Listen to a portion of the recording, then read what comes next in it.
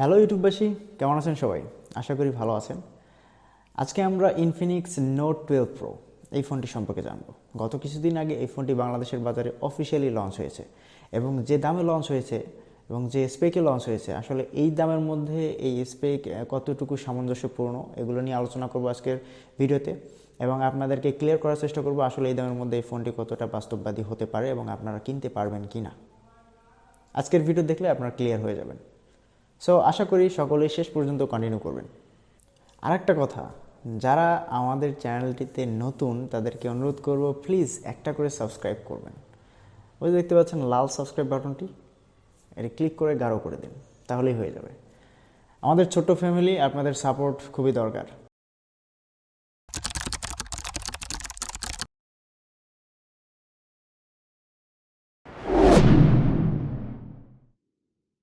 Infinix note 12 pro এই ফোনটির ডিজাইনের দিকে যদি আমরা আসি, গর্জিয়াস ডিজাইন এবং বক্সি ডিজাইনের সাথে এসেছে এই ফোনটি।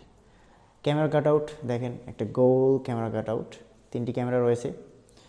সব মিলিয়ে এই ফোনটি দেখতে অনেকটাই প্রিমিয়াম লাগছে, কিন্তু একটা খটকা আছে, এই ফোনটি কিন্তু বিল্ড ম্যাটেরিয়ালস প্লাস্টিক। তো প্লাস্টিক হলেও ওভারঅল এটি কিন্তু লুক কিন্তু প্রিমিয়াম, তো যার কারণে খুব একটা চিপ ফিল হচ্ছে না, মোটামুটি প্রিমিয়াম লাগতেছে ফোনটিকে এবং দেখতেও খুব ভালো লাগছে।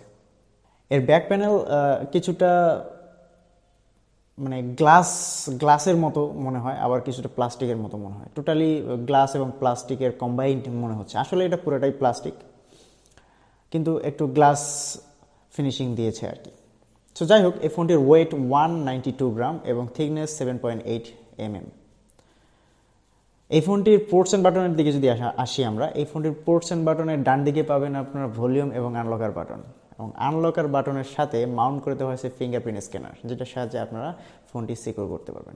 এই ফিঙ্গারপ্রিন্ট স্ক্যানার কিন্তু ছিল most of the time accurate result দিচ্ছিল এর ফিঙ্গারপ্রিন্ট স্ক্যানার, আমি বিভিন্ন ভিডিওতে দেখলাম আর কি। এবং উপরের দিকে কোনো কিছুই থাকছে না, শুধুমাত্র একটা speaker grill, secondary speaker grill থাকছে। বাম দিকে থাকছে আপনার সিম কার্ড স্লট এবং ডেডিকেটেড মাইক্রো এসডি কার্ডের স্লট। নিচের দিকে পাবেন আপনারা headphone Jack, 3.5 mm headphone Jack, এবং একটি মাইক্রোফোন যেটা প্রাইমারি মাইক্রোফোন, এবং একটি টাইপ সি পোর্ট এবং প্রাইমারি স্পিকার গ্রিল। এটি কিন্তু দুটো স্পিকার গ্রিল ইউজ করা হয়েছে, stdio speaker. So overall design বিবেচনা করলে মোটামুটি এই দামের মধ্যে ডিজাইন খুব একটা খারাপ না, খুব ভালো মানের ডিজাইন, প্রিমিয়াম লুকিং দেওয়ার চেষ্টা করেছে ইনফিনিক্সকে ধন্যবাদ জানাবো। ইনফিনিক্স আরও ভালো কাজ করবে এবং কম দামের মধ্যে ভালো ভালো ফোন দেবে আমাদেরকে। এই ফোনটির ডিসপ্লের দিকে যদি আসি, এই ফোনটির ডিসপ্লেতে ইউজ করা হয়েছে 6.7 ইঞ্চির একটি full HD plus AMOLED display.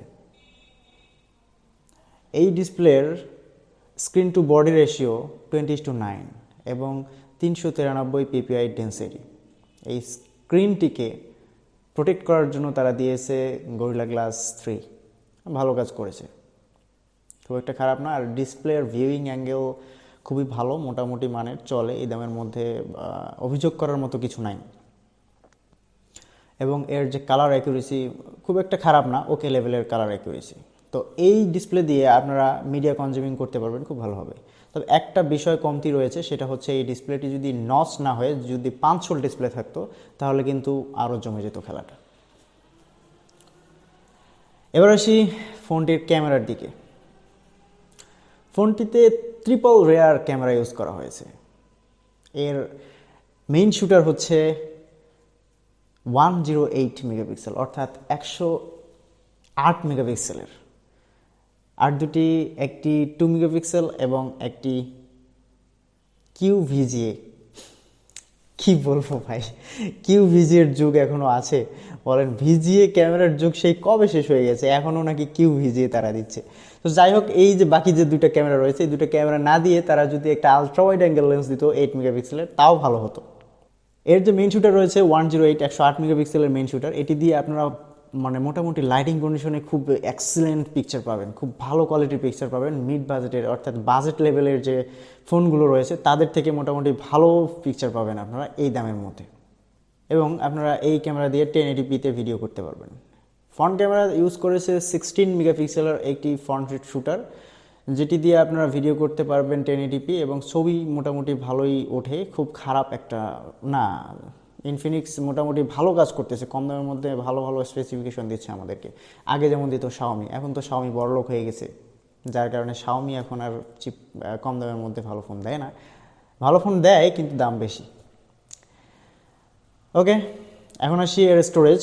RAM হিসেবে এখানে ইউজ করা হয়েছে 8 জিবির একটি র্যাম এবং এখানে স্টোরেজ থাকছে 128 জিবি। তবে মেমোরি ফিউশন টেকনোলজির সাহায্যে আপনারা 8 জিবিকে 13 জিবিতে রূপান্তরিত করতে পারবেন। 5 জিবি র্যাম আপনারা বাড়াতে পারবেন মেমোরি ফিউশন টেকনোলজিতে। এবার আসা যাক পারফরমেন্সের দিক বিবেচনা করলে এই ফোনটিতে কিন্তু ইউজ করা হয়েছে মিডিয়াটেক হিলিও G99 প্রসেসর, যেটি 6 ন্যানোমিটার ফেব্রিকেশনে তৈরি একটি অক্টাকোর প্রসেসর। এই প্রসেসরটি খুব একটা খারাপ না। এই বাজেটে যত ফোন রিলিজ হয়েছে দেখবেন, এই বাজেটের মধ্যে যত ফোন রিলিজ হয়েছে সবগুলোই একটু লো প্রসেসর দেওয়ার চেষ্টা করছে, কিন্তু এই ইনফিনিক্স এই দিকটা মেনটেন করেছে যে পারফরমেন্সের দিকটাতে কোনো ধরনের কোনো কম্প্রোমাইজ করেনি তারা। দেখা যাচ্ছে যে G99 প্রসেসর কিন্তু খুবই ভালো মানের একটা প্রসেসর। আমরা যদি স্ন্যাপড্রাগনের সাথে পার্থক্য করি তাহলে আমরা স্ন্যাপড্রাগন 680 এই প্রসেসরটার উপরের লেভেলের প্রসেসর হচ্ছে G99 প্রসেসর। তার মানে খুব ভালো কোয়ালিটির প্রসেসর দিয়েছে এবং আপনারা গেম খেলতে পারবেন, কোনো অসুবিধা হবে না। মিডিয়াম সেটিংয়ে আপনারা খুব ভালোভাবে গেম খেলতে পারবেন।